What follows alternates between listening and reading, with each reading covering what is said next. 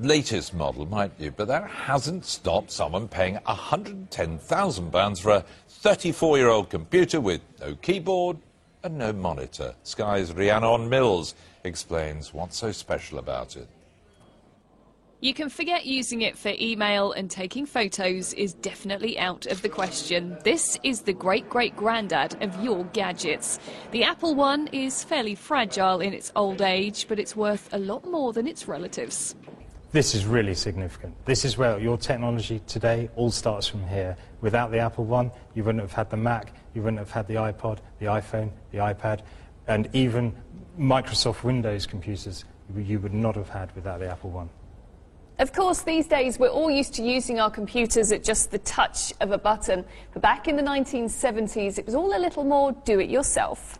You see, back then you didn't get things like a monitor or a keyboard. Instead, you got a box of bits like this. And this is what made up your Apple PC. The most important part was this motherboard in here, and it was a first for computers. Today, we take it for granted in technology like this.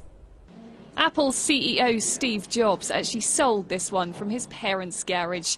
A letter from him and not the latest technology were enough to attract in the bidders.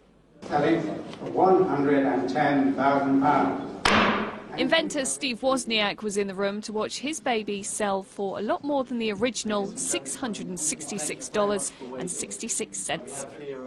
I knew it was a great step at the time. I knew that it was it was possible, a part of this revolution, that people could have, every single person could have a computer in their home someday. We believed in that, but we didn't really know what it meant. We didn't think you'd ever have a song on a computer. You know, even though if you used your brain, you'd have to predict, yeah, my gosh, you're going to have a movie on a little card someday in your hand. It was very hard to see at the start. Wozniak and Steve Jobs never expected to become cult icons. Today, their designs, old and new, continue to swallow up the computer market. But with only 50 of these in collections around the world, you might want to set your sights on a more practical gadget this Christmas. Rhiannon Mills, Sky News.